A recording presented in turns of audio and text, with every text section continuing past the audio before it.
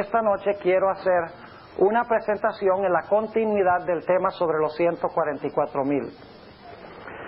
Quiero hablarles en cuanto a las puertas de perla del libro de Apocalipsis. Sin embargo, antes de que estudiemos este tema, quiero pedirles que junto conmigo inclinen sus rostros y vamos a orar. Nuestro Padre, gracias por el maravilloso día que nos has concedido. Gracias por tu protección. Gracias por la seguridad de tu presencia. Y gracias porque tú has prometido que a donde se reúnen 2 o 3 en tu nombre, tú estás allí en medio de ellos. Somos más que 2 o 3 aquí esta noche. Y por eso sabemos que tú nos bendecirás. Te pido, Señor, que nos des mentes claras y nos des corazones tiernos para escuchar tu voz y obedecer tu palabra. Te damos gracias, Señor, por escuchar nuestra oración. En el nombre de Jesús. Amén. Quiero invitarles a abrir sus Biblias juntamente conmigo al libro de Apocalipsis, el capítulo 7. Apocalipsis, el capítulo 7. Y quiero empezar leyendo en el versículo 4. Y voy a leer hasta el versículo 8. Apocalipsis 7 y el versículo 4 hasta el versículo 8 dice lo siguiente. Y oí el número de los señalados. 144,000 señalados de todas las tribus de los hijos de Israel. De la tribu de Judá, 12,000 señalados. De la tribu de Rubén, 12,000 señalados. De la tribu de Gad, 12,000 señalados. De la tribu de Aser, 12,000 señalados. De la tribu de Neftalí, 12,000 señalados. De la tribu de Manasés, 12,000 señalados. De la tribu de Simeón, 12,000 señalados. De la tribu de Leví, 12,000 señalados. De la tribu de Isaacar, 12,000 señalados. De la tribu de Zabulón, 12,000 señalados. De la tribu de José, 12,000 señalados. De la tribu de Benjamín, 12,000 señalados.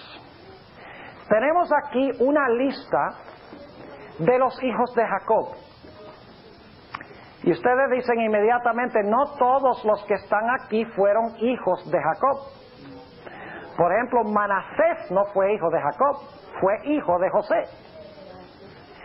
Y no todos los hijos de Jacob están presentes en esta lista, porque falta uno del cual hablaremos Dios mediante mañana en la mañana, que es el hijo que se llama Dan. Y mañana vamos a estudiar por qué razón no aparece en la lista Dan. Pero yo quiero que ustedes noten que en Génesis 49 Jacob adoptó a Efraín y a Manasés. Así que se pueden contar Efraín y Manasés como hijos de Jacob, adoptados por él, aunque eran hijos de José. Ahora quiero que vayamos a Apocalipsis, el capítulo 21, y quiero empezar leyendo en el versículo 10.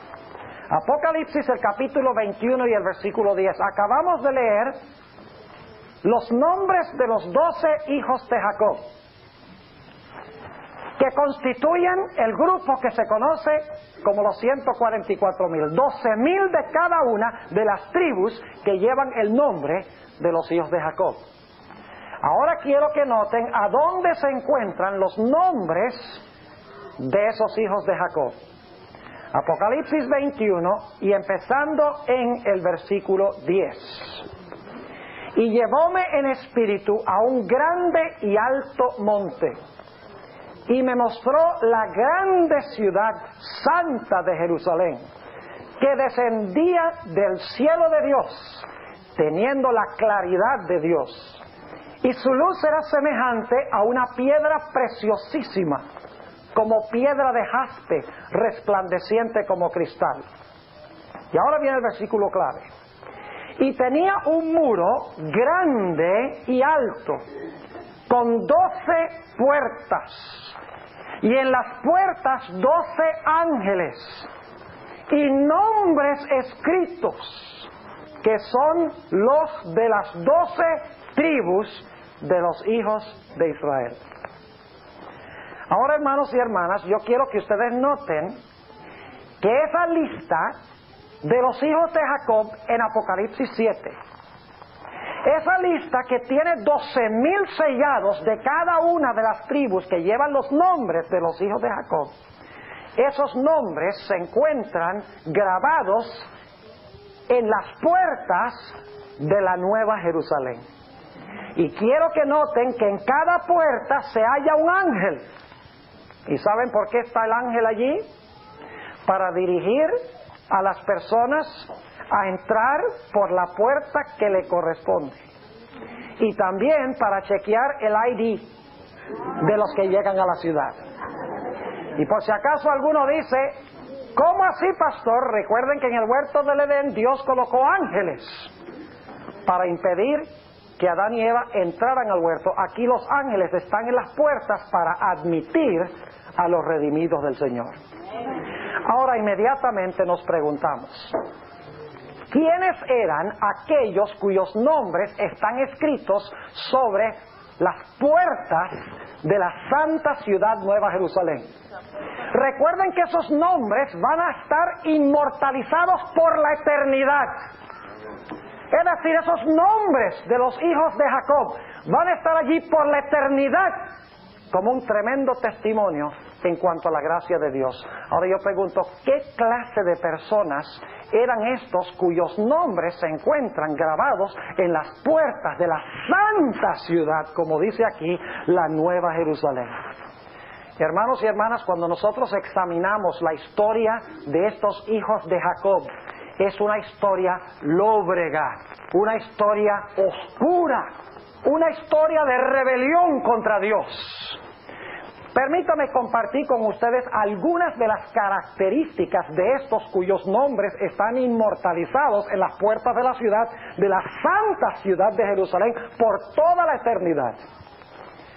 Nosotros sabemos que los hijos de Jacob eran envidiosos y estaban llenos de riña.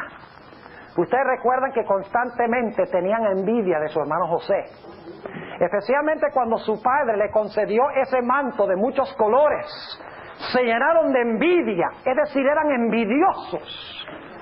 Además de eso, la Biblia nos dice que eran unos mentirosos. Imagínense ustedes, por años ocultaron de su padre la verdad en cuanto a lo que había pasado con José. Y es más, no solamente ocultaron la verdad, sino que abiertamente le mintieron a su padre en cuanto a lo que había sucedido con José. Entre esos hijos de Jacob habían asesinos, individuos vengativos.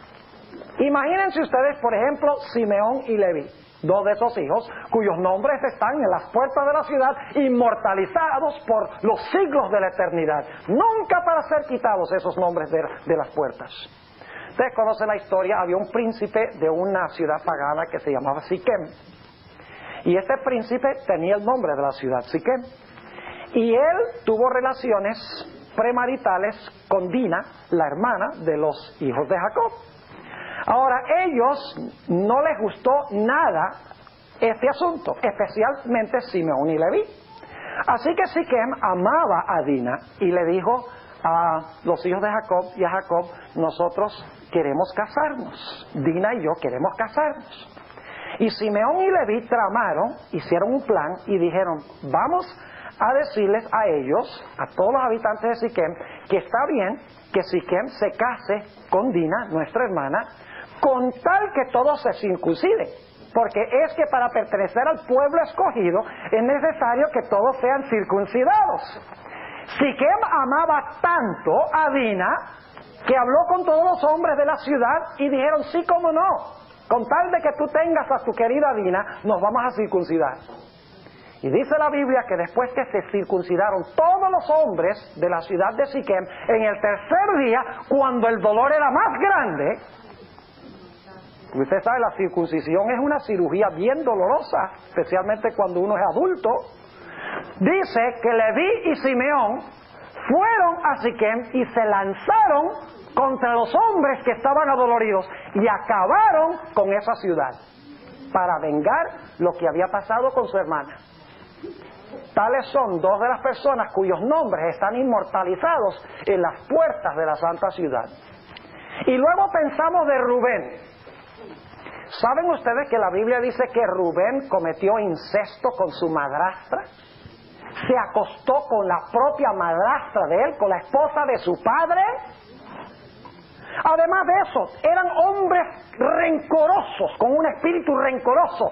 Ustedes recuerdan, por ejemplo, cuando echaron a José en la cisterna. ¿Saben ustedes que Leví y Simeón querían matar a José, según la sierva de Dios? Querían acabarlo allí. Y Rubén y los otros hermanos dijeron, no tan rápido, echémoslo en esta cisterna.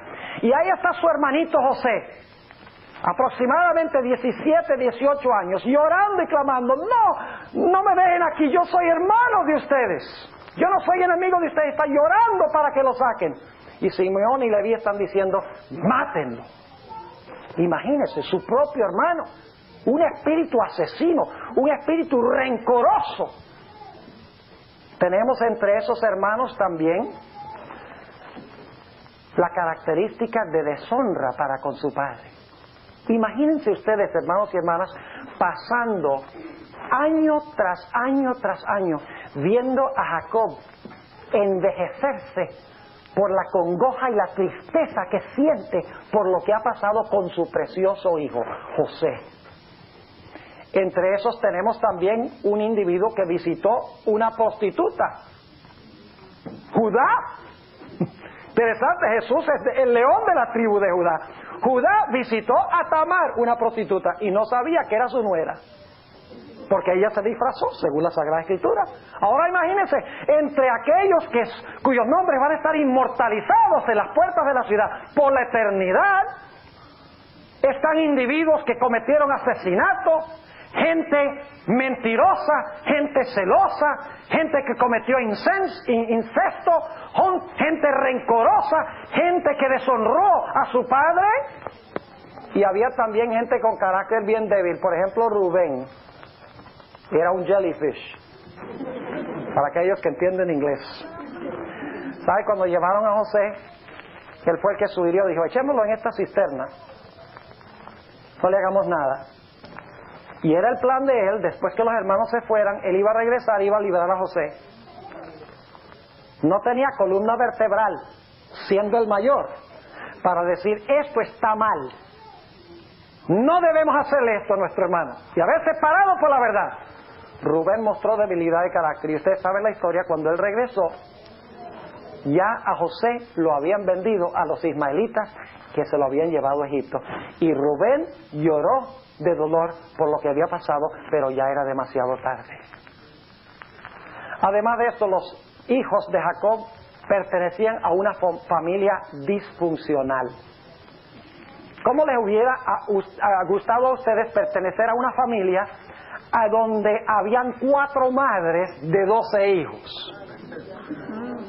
Imagínense Jacob se casa con Lea, no queriendo a Lea, ahí engañado. Y ahora Lea empieza a darle hijos a Jacob. Y Jacob se casa con Raquel, a quien él amaba, de verdad, y Raquel no le daba hijos. Imagínense, debajo del mismo techo está Lea diciéndole, Jacob te quiere a ti, pero me da hijos a mí. Y saben que era una tragedia no tener hijos en los tiempos bíblicos. Porque tener hijos, mientras más hijos, mayor la señal de la bendición de Dios. Y decía Raquel a Jacob, Jacob, dame hijos que me muero. Estas dos mujeres peleando. Entonces Raquel se le ocurre una idea, y ella dice, yo sé lo que voy a hacer, yo voy a tomar a mi criada, a mi sierva, y ella va a tener hijos en mi lugar. Y le dice a Jacob, mira, yo quiero que tú tengas relaciones con esta esclava, y entonces tengo un hijo con ella. Y entonces tiene un hijo, y Raquel dice, ahora tengo hijo. Y dice Lea, eso no es nada, yo también puedo tomar a una sierva y tener hijos con ella. Así que ella también tomó su sierva y también tuvo hijos con ella. 12 hijos que provinieron de 4 madres. Ahora imagínense ustedes la conversación en la mesa a la hora de la cena. Imagínense las pataditas debajo de la mesa. Ay, mira, mi mamá, mi papá la quiere mucho, pero la tuya tú sabes que no la quiere. Terrible. Una familia completamente disfuncional. Una familia completamente torcida, psicológicamente averiada.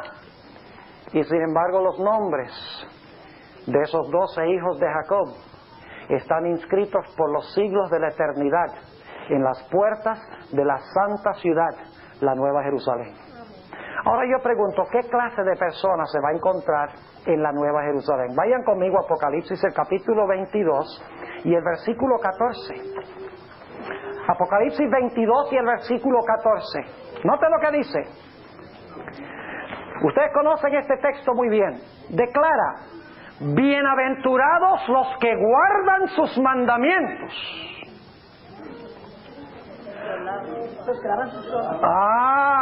Eso vamos a venir más tarde. Yo estoy leyendo de la versión del 60, ¿ok? Aguántense, a eso vamos a ir más tarde. Bienaventurados los que guardan sus mandamientos, para que su potencia sea en el árbol de la vida y que entren por las puertas en la ciudad. Pregunta: ¿en la Nueva Jerusalén habrá pura gente que guarda los mandamientos de Dios? Entonces, ¿qué están haciendo los nombres de los hijos de Jacob en las puertas? De estos asesinos, adúlteros, cometedores de incesto, vengativos, deshonrando a su padre. ¿Qué están haciendo ellos adentro? En realidad, fíjense los que están afuera. Noten el versículo 15. Dice: mas los perros estarán fuera, y los hechiceros, y los disolutos, y los homicidas, y los idólatras, y cualquiera que ama y hace mentira. Según esa descripción, ¿dónde deberían estar los hijos de Jacob? Afuera. Deberían estar afuera. Y sin embargo la Biblia dice que las puertas tienen sus nombres y están adentro. Ahora imagínense ustedes a alguien que está fuera de la ciudad: un mentiroso, un asesino, un idólatra. Y el Señor lo ha dejado fuera de la ciudad. Y ese impío dice: pero Dios, ¿cómo es que tú los tienes aquí afuera y tienes el nombre de Simeón ahí en la puerta? ¿Acaso Simeón no fue asesino? Aquí estamos nosotros los asesinos afuera, pero ¿cómo tú pones el nombre de Simeón, el asesino, en la puerta? Pueden imaginarse otro impío diciendo: mira, tú nos tienes aquí afuera porque somos mentirosos. Pero todos esos hijos de Jacob eran unos mentirosos. Le mintieron a su padre. Tú nos tienes a nosotros aquí afuera porque somos adúlteros. Pero ¿qué nos dices de Rubén y de Judá, que cometieron incesto y visitaron rameras? ¿Qué hacen los nombres de ellos en las puertas de la ciudad? ¿Por qué estamos nosotros afuera y ellos adentro? Hermanos y hermanas, no solamente están los nombres de los hijos de Jacob, sino que hay individuos, 12,000 según leímos, de cada una de las tribus que pertenecen a esa misma tribu, que van a entrar por esa puerta. No solamente tiene Dios el problema de un individuo que cometió incesto y que cometió asesinato y que era vengativo y que era mentiroso. Dios tiene un problema mucho mayor. Son miles y miles que entran por esas puertas de la ciudad que tenían esa misma clase de carácter. Nos preguntamos, por lo tanto, ¿cómo es que Dios puede permitir que estos nombres estén inmortalizados en las puertas de la ciudad? ¿Y cómo permite que personas, miles de personas que tuvieron esos rasgos de carácter, entren por las puertas de la ciudad, cuando afuera están los que quebrantan los mandamientos y adentro están los que guardan los mandamientos? La respuesta es sencilla. Leví y Simeón llegaron a ser ex asesinos. Llegaron a ser ex mentirosos. Llegaron a ser ex adúlteros. Llegaron a ser ex vengativos. La Sagrada Escritura nos dice que aquellos que van a entrar por las puertas de la ciudad, aun cuando eran terribles pecadores, la Biblia nos dice que serán vencedores. Yo quiero que ustedes noten eso en Apocalipsis el capítulo 2. Apocalipsis el capítulo 2, y voy a leer la conclusión a cada una de las 7 iglesias. La conclusión de las 7 iglesias. Y quiero que noten la palabra clave. Apocalipsis el capítulo 2 y el versículo 7, en primer lugar dice: el que tiene oído, oiga lo que el Espíritu dice a las iglesias. Al que ¿qué? Al que venciere, daré a comer del árbol de la vida, el cual está en medio del paraíso de Dios. Esta es la iglesia de Éfeso. Al que ¿qué? Al que venciere. Noten el versículo 11. El mensaje a la iglesia de Esmirna: el que tiene oído, oiga lo que el Espíritu dice a las iglesias. El que venciere no recibirá daño de la muerte segunda. Note lo que dice el versículo 17, que es el mensaje a la iglesia de Pérgamo. El que tiene oído, oiga lo que el Espíritu dice a las iglesias. Al que venciere, daré a comer del maná escondido y le daré una piedrecita blanca, y en la piedrecita un nombre nuevo escrito, el cual ninguno conoce sino aquel que lo recibe. Note lo que dicen los versículos 26 y 27, el mensaje a la iglesia de Tiatira.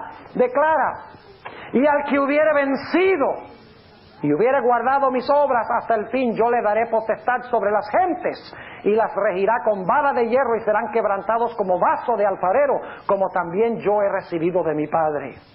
Noten el capítulo 3 y el versículo 5, el mensaje a la iglesia de Sardis. Dice: el que venciere será vestido de vestiduras blancas, y no borraré su nombre del libro de la vida, y confesaré su nombre delante de mi Padre y delante de sus ángeles.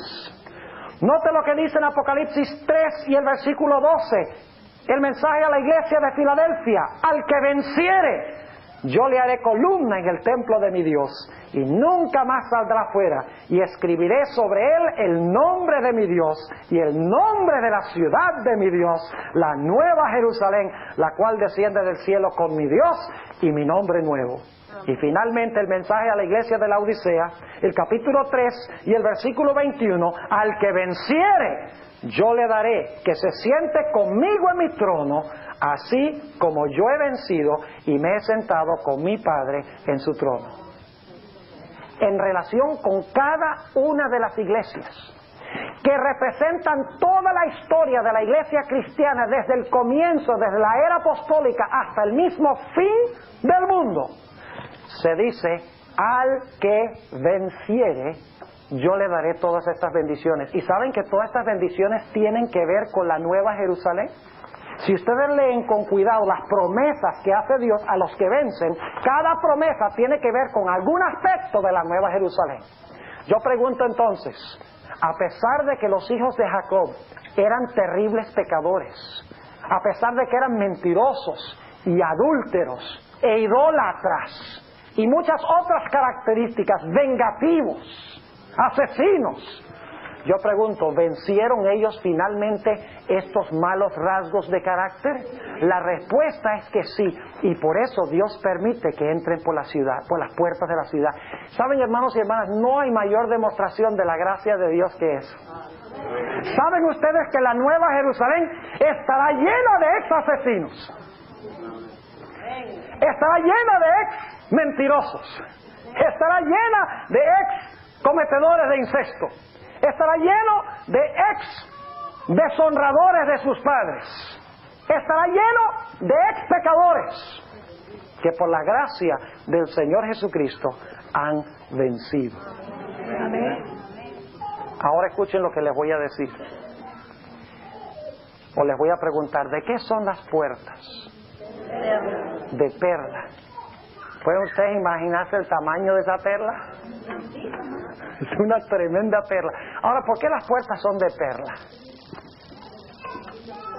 ¿Por qué son de perla las puertas? Porque las perlas son muy valiosas. Son muy preciosas y valiosas. ¿Cómo se forma una perla? Se forma cuando le cae el cuerpo extraño. A la ostra le cae, por ejemplo, un granito de arena. ¿Y qué hace ese granito de arena? La molesta. Irrita. Y cuando irrita, ¿qué empieza a hacer la madre perla? Empieza ¿a qué? A segregar un líquido porque le causa dolor, le fastidia esto. Y empieza a soltarse el líquido y entonces se va endureciendo y va formando lo que nosotros conocemos como la perla. Es decir, la perla se forma a través del sufrimiento. Los que entran por las puertas de la ciudad entrarán a través de mucho sufrimiento. El Señor Jesucristo dijo, es por medio de mucho sufrimiento y tribulación que debemos entrar ¿a dónde? Que debemos entrar al reino de Dios.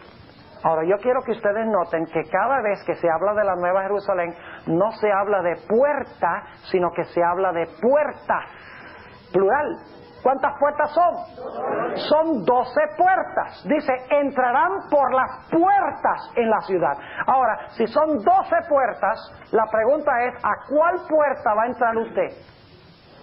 ¿Y a cuál puerta voy a entrar yo? Si son 12 puertas, ¿será que vamos a entrar por la una y salimos? Y entramos por la otra y salimos. Entramos por la otra y salimos. ¿O será que cada uno vamos a entrar por una puerta? No cabe duda de que vamos a entrar por una puerta. Ahora, ¿quién decide por cuál puerta vamos a entrar? El ángel que está en la puerta. Ahora, ¿qué determina que el ángel me introduzca a mí por esa puerta? El hecho de que yo tuve esa clase de carácter y por la gracia de Jesús gané la victoria sobre esas debilidades de carácter. Ahora, ustedes han oído que los psicólogos dicen que hay 4 diferentes clases de personalidades. Con el perdón de los psicólogos hay 12. No hay 4, hay 12. Hay 12 personality profiles. Porque cada puerta de la ciudad representa un tipo de carácter. Ahora, no tenemos tiempo de hablar de cada uno de los hijos de Jacob. Cada uno tiene un carácter especial que es reflejado en alguna persona o en personas del mundo. Pero quiero que noten que siempre se habla es de puertas. Vamos a notar 2 otros ejemplos. Isaías 26 y el versículo 1 y 2. Isaías el capítulo 26 y el versículo 1 y el versículo 2. Noten nuevamente cómo se habla de puertas en plural. O sea, son 12 puertas y vamos a entrar por una de las puertas dependiendo de qué clase de carácter tengamos nosotros. Dice en el capítulo 26 de Isaías, el versículo 1, en aquel día cantarán este cantar en tierra de Judá. Fuerte ciudad tenemos. Salud o salvación puso Dios por muros y antemuro. Y luego note lo que dice. Abrid qué cosa. Abrid las puertas. Note en plural. Abrid las puertas. Y entrará la gente justa, guardadora de verdades. A eso vamos a volver en unos momentos. Lo que quiero que vean ahora es que son puertas. Y cada uno vamos a entrar por una puerta si tenemos los rasgos de carácter de ese hijo de Jacob y vencimos como venció ese hijo de Jacob. Dicho sea de paso, quiero preguntarles, ¿el carácter de los hijos de Jacob cambió tremendamente entre cuando le hicieron eso a José y cuando fueron a Egipto y encontraron a José como primer ministro? Lean ustedes la conclusión de la historia de José. Esos muchachos habían sido transformados en su vida.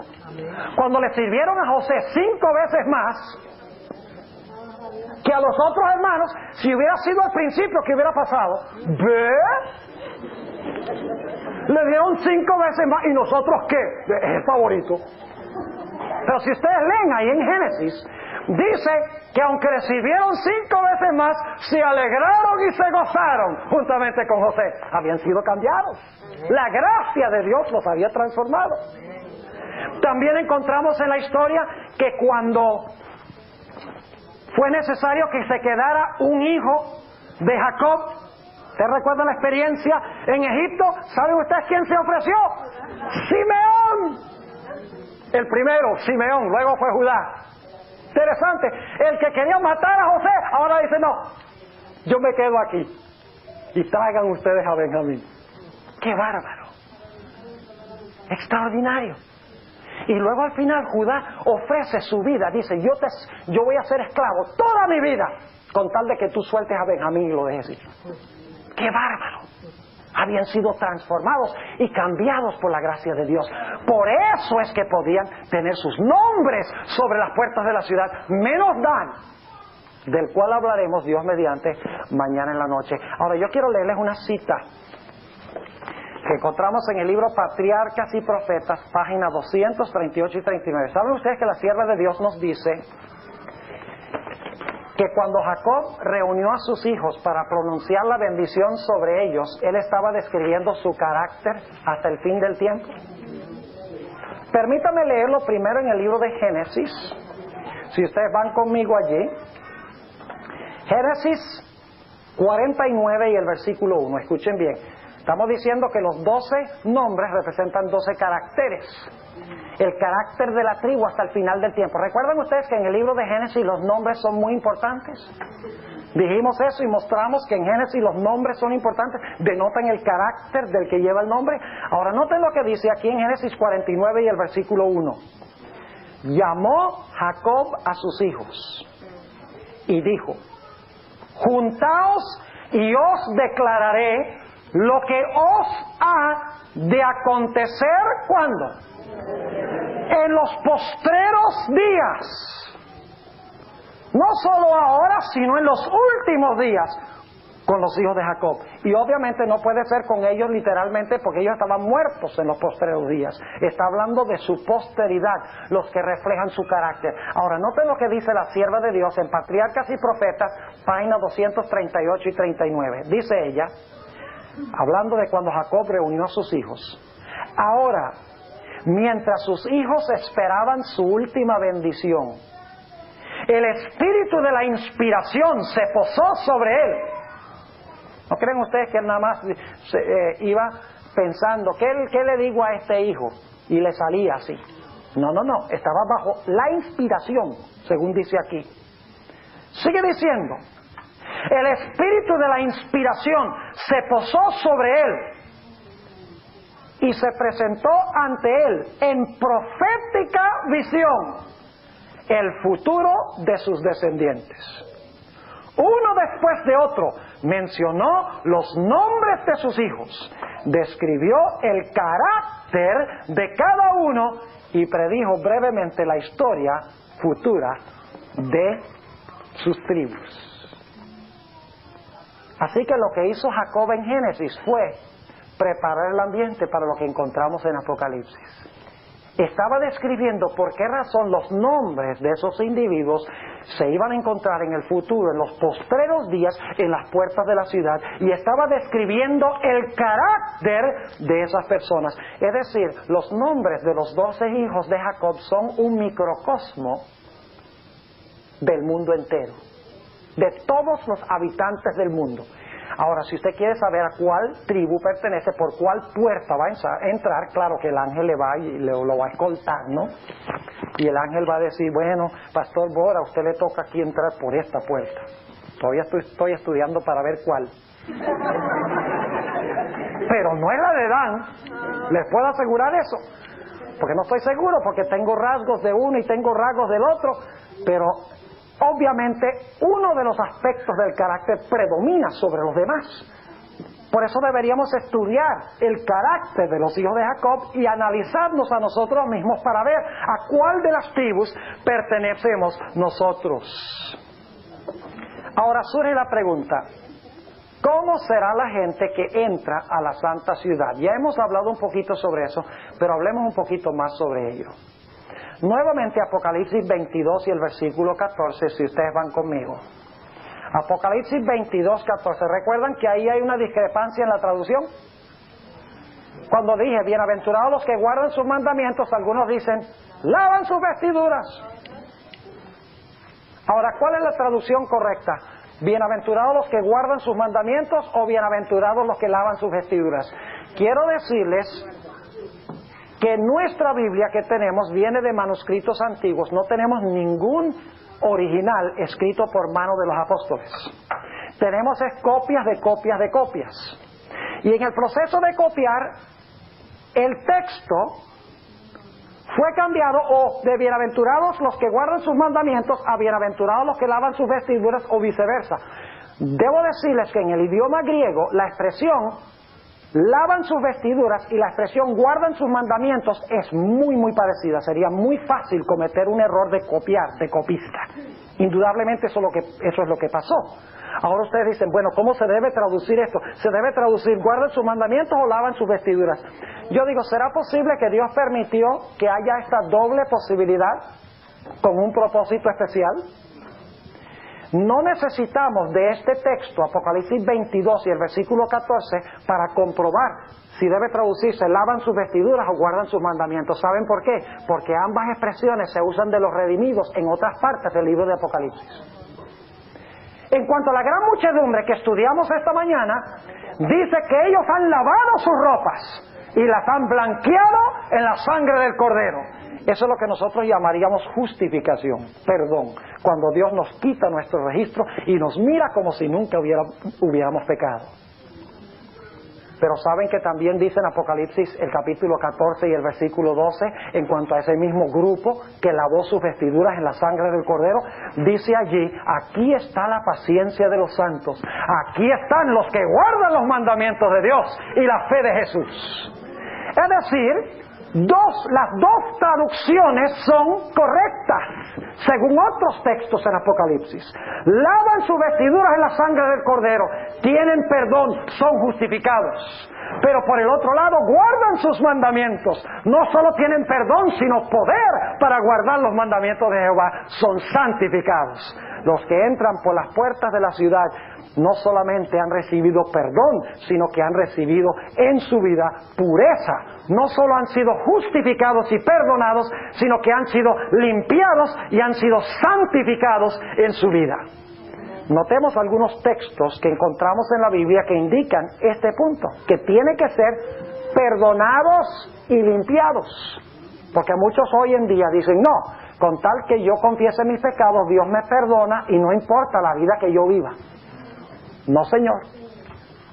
La santificación no nos salva, pero la santificación demuestra si estamos salvos. Por sus frutos los conoceréis, dijo Jesús. No hay nadie que haya sido justificado cuya vida no haya sido transformada y cambiada. Ahora, noten lo que dice Apocalipsis el capítulo 12 y el versículo 11. Apocalipsis 12 y el versículo 11. ¿Cómo vencen los hijos de Dios? Dice allí, hablando de la victoria de los hijos de Dios sobre Satanás, y ellos le han vencido. ¿Cómo le han vencido? Dos cosas. Por la sangre del Cordero y por la palabra de su ¿qué? De su testimonio. Sangre del Cordero y la palabra de su ¿qué? De su testimonio. ¿Y saben ustedes cuál fue parte de su testimonio? Dicen, no han amado sus vidas hasta la muerte. No solo recibieron perdón, sino por amor a Jesús estuvieron dispuestos a dar un testimonio hasta el punto de entregar sus vidas por Jesús. Fueron justificados, pero también fueron ¿qué? Fueron también santificados. Ahora vamos otra vez a Isaías, el capítulo 26, para que ustedes vean los mismos dos elementos, justificación y santificación. Nadie entrará en la ciudad que nada más fue perdonado. Usted tiene que ser perdonado, limpiado y transformado. Note lo que dice en el libro de Isaías, el capítulo 26 y el versículo 1 al 3. Isaías 26 y el versículo 1 al 3. Dice, en aquel día cantarán este cantar en tierra de Judá. Fuerte ciudad tenemos. ¿Cuál es esa ciudad? La Nueva Jerusalén. Fuerte ciudad tenemos. Salvación puso Dios por muro y antemuro. Y ahora noten lo que dice el versículo 2. Abrid las puertas. Y entrará la gente ¿qué? Antes de guardadora hay otra cosa. ¿La gente qué? Justa. ¿Qué es lo que nos justifica? La sangre de Cristo. ¿Saben ustedes que la sierva de Dios dice que la justificación y el perdón son lo mismo en el camino a Cristo? Pregunto, ¿esta gente fue perdonada? ¿La gente que entra es justa? ¿Por la sangre de Cristo? Sí. Dice, abrid las puertas y entrará la gente justa. ¿Y luego qué dice? Guardadora de qué? De verdades. En realidad en el hebreo dice guardadora de la verdad. ¿Qué es eso? Guardadora de la verdad. ¿Qué significa eso? La palabra de Dios. ¿Dónde está la verdad? La palabra de Es la palabra de Dios. Oh, Jesús es la verdad, sí. ¿Y dónde encontramos a Jesús? En este libro. ¿Cómo nos santifica Jesús? La forma como nos santifica Jesús es que nosotros asimilamos la palabra y la palabra entra y nos limpia. Ustedes dicen, ¿cómo así? Bueno, vamos a leerlo. Vamos al Salmo 119.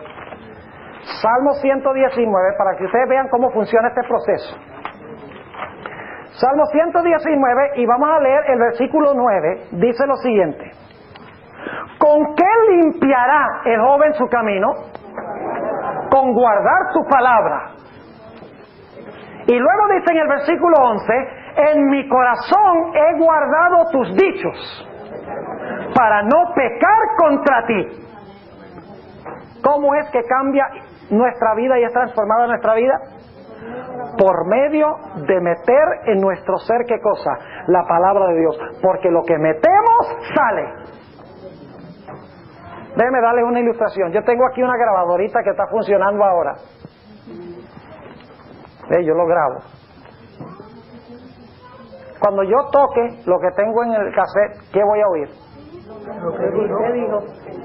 Aquí ahora yo estoy hablando, estoy grabando mi voz aquí, y cuando lo vuelva a tocar va a salir la voz del hermano de cena.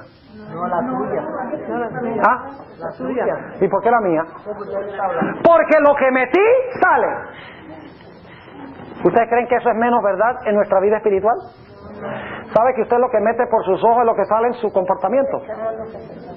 Si usted deja que entre violencia, si usted deja que entre sexo, si usted deja que entre mentira, ¿sabe lo que va a salir? Violencia, sexo y mentira. Porque somos lo que permitimos entrar por nuestros sentidos. Si entra la palabra, reflejamos la palabra. Si entra la televisión, reflejamos la televisión. Note lo que dice Efesios 5. Efesios el capítulo 5. Y vamos a notar qué es lo que nos purifica, qué es lo que limpia nuestra vida, nuestro comportamiento. Dice en Efesios el capítulo 5 y el versículo 25 lo siguiente: maridos, amad a vuestras mujeres así como Cristo amó a la iglesia y se entregó a sí mismo por ella. Ahora nótenla. Para santificarla, limpiándola en el lavacro del agua por la palabra. ¿Cómo limpia Cristo a la iglesia? En el lavacro del agua, ¿por la qué? Por la palabra. ¿Qué dice en Isaías 26 entonces? Isaías 26 dice que entrará por las puertas a la ciudad la gente justa, justificada, pero la gente también que guarda ¿qué cosa? La verdad. Y la palabra es verdad, y la palabra es la que transforma y cambia nuestra vida a imagen y semejanza de Jesús. ¿Saben ustedes algo interesante? El Señor Jesucristo está ahora personalmente en el cielo, pero en la tierra está en un libro. Nosotros estamos personalmente en la tierra y en el cielo estamos en un libro. Y Dios solo escribe allá lo que vivimos aquí. Al igual que en la Biblia está escrito lo que Jesús fue aquí y lo que es allá. Su historia está en el libro. Si usted quiere ser más como Jesús, usted tiene que abrir la palabra y usted tiene que asimilar a Cristo a través de su palabra, y a medida que hace eso diariamente, dedica su periodo devocional, su vida va cambiando, porque por la contemplación somos transformados. ¿Saben que en 2 Corintios 3:18 dice, contemplando en cara descubierta la gloria del Señor, somos transformados a su misma semejanza? ¿Saben ustedes cuál es la palabra transformados allí? Es la palabra metamorfoeo. Enseñé varias veces cuando dirigí los conquistadores el honor de mariposas, la especialidad de mariposas. Y hay un milagro, hermanos y hermanas, que para mí es uno de los más grandes milagros de la naturaleza. Y es como un gusano, a quien todo el mundo le tiene miedo. Todo peludo ahí, dice que da fiebre si lo tocas. Esa es la tradición. Se arrastra, andan los árboles, ahí nadie lo quiere tocar. Y luego entonces ese gusano se mete dentro de un capullo, de una crisálida. Y en cuestión de unos días no sale un gusano sino una mariposa.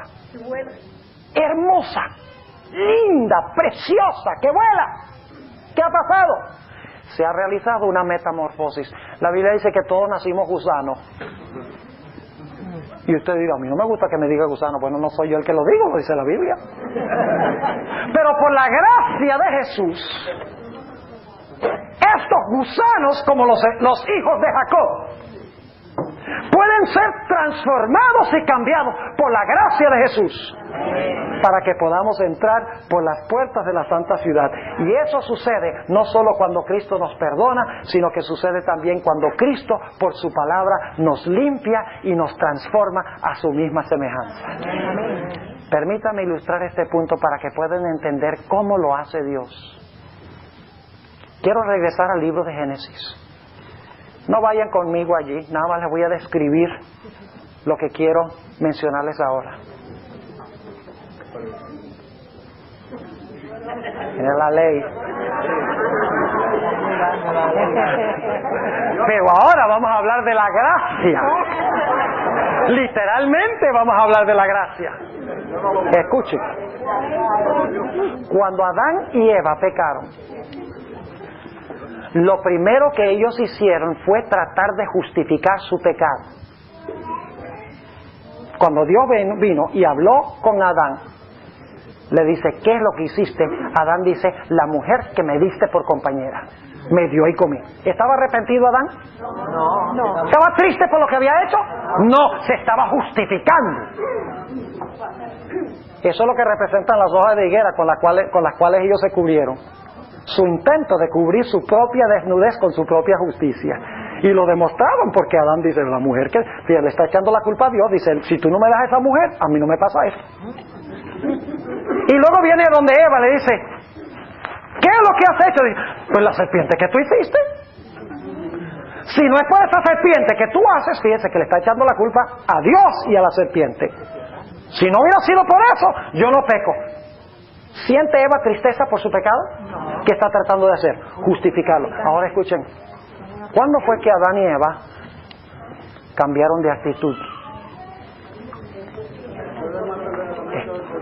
Sí, Señor. Déjenme describirles lo que pasó. Las siervas de Dios lo describen, patriarcas y profetas. Dios le dijo a Adán, mira Adán, lo que tú has hecho es una cosa terrible. Tú has admitido que has pecado. Tú le echaste la culpa a la mujer y le dice a la mujer, lo que tú has hecho es tan terrible. Tú no te imaginas cuán terrible es. Tú le echas la culpa a la serpiente y a mí. Yo te voy a mostrar cuán terrible es esto. Y le dice a Adán, Adán, anda, busca un corderito. Y esto es en un mundo donde no había muerte. Hoy en día nos matan gente. Así es la vida. Sí está malo el mundo, ¿no? Decimos nosotros. Pero no nos alarma, no nos aterra la muerte. ¿Saben por qué? Porque nuestra mente ha sido desensibilizada, ha sido endurecida por estar expuestos constantemente al fenómeno de la muerte. Pero imagínense a Adán en un mundo donde nunca había muerto nada. Y ahora Dios le dice, trae ese animalito, ese corderito que no te ha hecho nada. Agarra un cuchillo. Y algunos siempre quieren saber de dónde salió el cuchillo. Ese no es el punto. De alguna parte salió. Una piedra afilada. Un implemento afilado, digamos.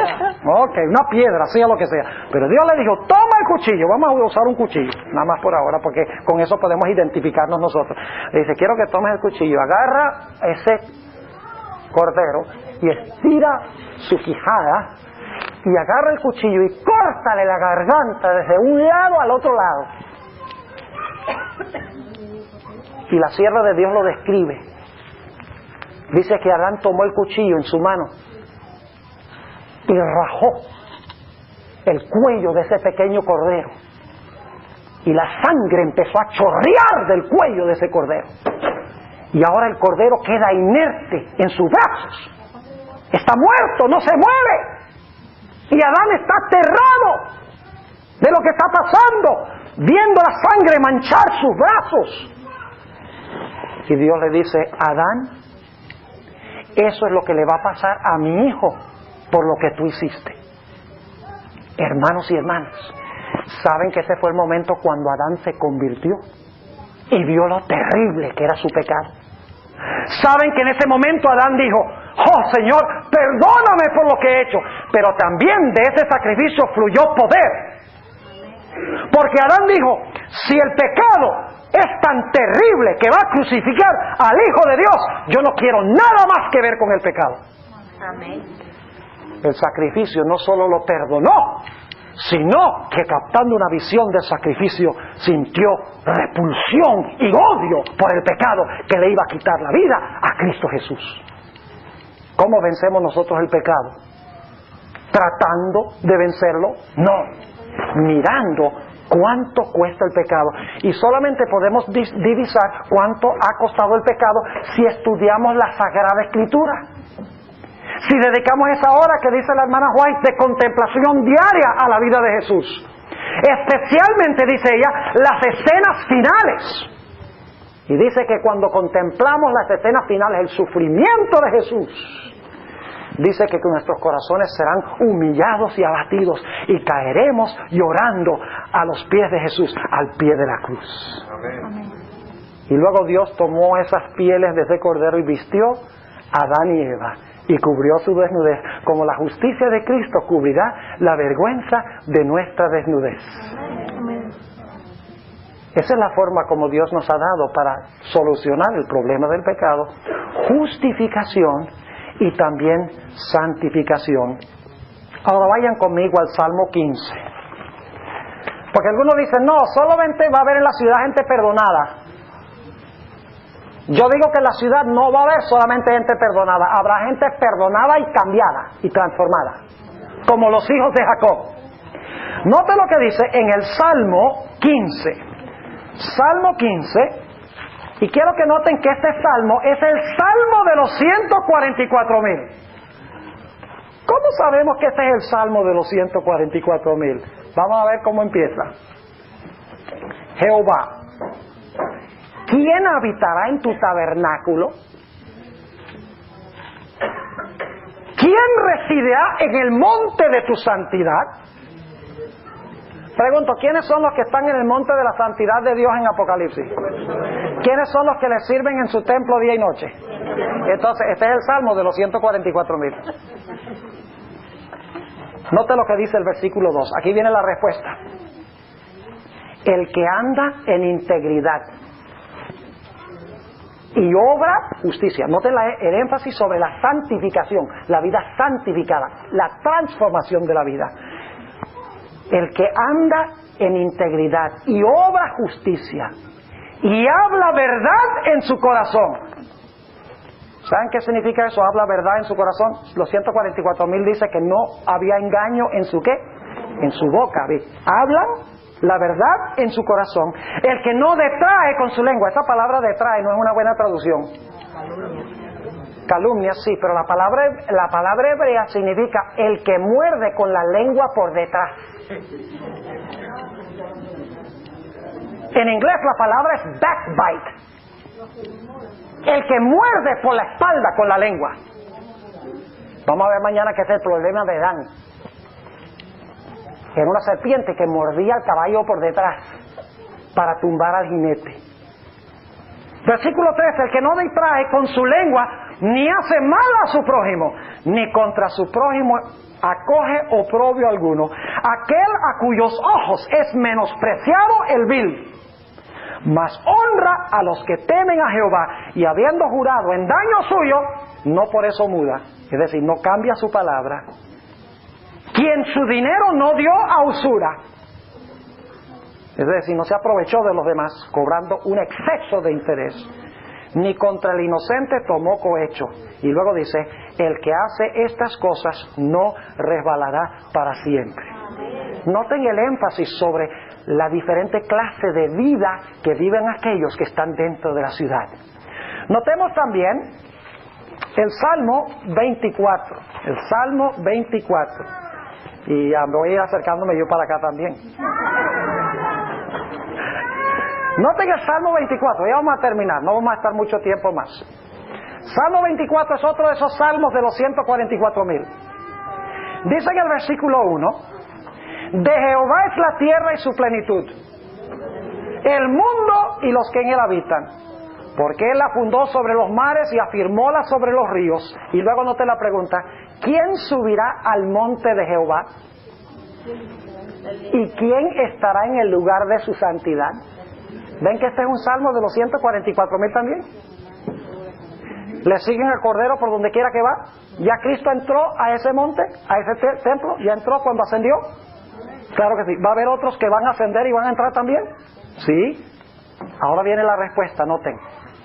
El limpio de manos y puro de corazón. ¿Tiene eso que ver con el comportamiento, con la vida práctica? Claro que sí. El que no ha elevado su alma a la vanidad, ni jurado con engaño, él recibirá la bendición de Jehová y justicia del Dios de salud. Tal es la generación de los que le buscan, de los que buscan tu rostro, oh Dios de Jacob. Y luego, después de hablar del carácter de ellos, note lo que dice: alzado puertas vuestras cabezas. ¿Cuáles puertas? Las de la Nueva Jerusalén. ¿Quiénes son los que van a entrar? Ya leímos la descripción. Alzado puertas vuestras cabezas y alzaos vosotras puertas eternas, y entrará el Rey de Gloria. ¿Va a entrar solo ahí el Rey de Gloria cuando regrese al cielo? ¿Solito va a entrar? No, ¿hay otros que van a entrar por las puertas con él? Claro que sí. Alzado puertas vuestras cabezas y alzaos vosotras puertas eternas, y entrará el Rey de Gloria. ¿Quién es este Rey de Gloria? Jehová el fuerte y valiente, Jehová el poderoso en batalla. Alzad, oh puertas, vuestras cabezas, y alzaos vosotras puertas eternas, y entrará el Rey de Gloria. ¿Quién es este Rey de Gloria? Jehová de los ejércitos. Él es el Rey de la Gloria. Amén. ¿Desean ustedes entrar allí dirigidos por el Señor Jesús? Amén. Necesitamos tener no solo perdón, sino necesitamos tener un cambio de la vida por medio de la sangre del Cordero de Dios que quita el pecado del mundo, contemplando lo que cuesta el pecado. Quiero concluir con esto y no voy a leer el texto. Isaías 60 y el versículo 18 dice que los muros de la ciudad se llaman salvación, y dice que las puertas se llaman alabanza. ¿Por qué se llaman las puertas alabanza? ¿Acaso las puertas de perla cantan? No, pero los que van a entrar por las puertas van a entrar cantando. ¿Y qué es lo que van a cantar? Alabanza. ¿Cuál alabanza específicamente? Van a cantar el cántico de Moisés y del Cordero, el cántico de su liberación. Y dice que solo los 144,000 pueden aprender ese cántico. No es que nosotros no lo podamos cantar, no es que la gente de todos los siglos van a entender la letra, pero no lo van a poder cantar de la forma como lo cantan los 144,000, porque ese cántico es el cántico de su experiencia, una experiencia por la cual solo han pasado ellos. Yo pregunto, ¿han oído ustedes cantar alguna vez un Negro Spiritual? ¿Sabe lo que es un Negro Spiritual? Es la música que escribieron los esclavos cuando eran esclavos aquí en los Estados Unidos. Por ejemplo, Swing Low, Sweet Chariot. Y siempre son himnos de cómo Dios va a venir en su carruaje, cómo Dios va a venir para rescatarlos, para librarlos de su esclavitud. Pregunto, ¿la gente blanca puede cantar esos himnos como los negros? No. ¿Por qué? Porque no han pasado por la experiencia. Podemos repetir las palabras, pero no las podemos entender porque no son nuestra experiencia. Los 144,000 cantan su experiencia. Yo pregunto, ¿podríamos nosotros cantar el himno de Éxodo 15, que es el cántico de Moisés, cuando el pueblo de Dios pasó el Mar Rojo, los egipcios todos fueron sepultados, fueron libertados de sus enemigos? ¿Entendemos nosotros la letra? ¿Podríamos, si alguien le pusiera música a la letra, podríamos cantarlo? Claro que sí. Pero yo pregunto, ¿podemos cantarlo como los israelitas en el otro lado del mar? Jamás. Porque el cántico que ellos cantaron es el canto de su experiencia. ¿Pueden ustedes imaginarse ahí a los israelitas cuando están cantando este himno? Algunos están masticando chicle. ¿Ah? ¿O creen que cantaron de verdad? ¿Cuántas veces nos pasa que estamos en la iglesia y se está cantando el himno y no estamos ni siquiera cantando? ¿Y saben qué más? Se canta el himno y a veces repetimos las palabras como un loro y no pensamos lo que estamos cantando. ¿Saben algo? Solo una persona que ha sido redimida puede cantar comprado con sangre por Cristo. Con gozo al cielo yo voy, librado por gracia infinita. Solo una persona que lo ha experimentado lo puede cantar de verdad. Los demás solo pueden repetir las palabras. Por eso se llaman las puertas alabanza. Y yo estoy haciendo ya mi cita para entrar por esas puertas alabando al Señor. Y yo espero que ustedes, a pesar de que somos terribles pecadores, tenemos defectos en nuestro carácter, que por el poder de Jesús no solamente recibamos perdón, sino que recibamos pureza y podamos entrar por las puertas dentro de esa ciudad. Mañana en la mañana, Dios mediante, estudiaremos en cuanto a la tribu que no está. El caso de la tribu ausente. ¿Por qué razón es que de las 12 tribus falta un hijo de Jacob? ¿Y por qué es que entre los apóstoles falta uno de los apóstoles? Porque el carácter de Dan y el carácter de Judas son muy parecidos. Y la iglesia remanente está llena de Danes y Judases. Así que no pierdan mañana en la mañana. Oremos. Padre, te damos gracias porque has estado con nosotros en nuestro estudio esta noche. Oh Señor, anhelamos que el Señor Jesús venga para que podamos, dirigidos por Jesús, entrar con alabanza por las puertas de tu santa ciudad. Podamos estar dentro de los muros de salvación y seguridad. Pero sabemos, Señor, que necesitamos que tú nos perdones y que limpies nuestra vida de todo mal. Y te pedimos, Señor, que tú lo hagas. Te rogamos, Señor, que nos prepares un lugar allí, una mansión. No porque queremos la mansión, sino porque queremos a Jesús, quien construye la mansión. Aunque no hubiera mansiones, aunque tuviéramos que dormir debajo de los árboles, valdría la pena estar en la ciudad con Jesús. Amén. Pedimos ese lugar con Él y te damos gracias, Señor, por escucharnos y por respondernos en el nombre de Jesús. Amén.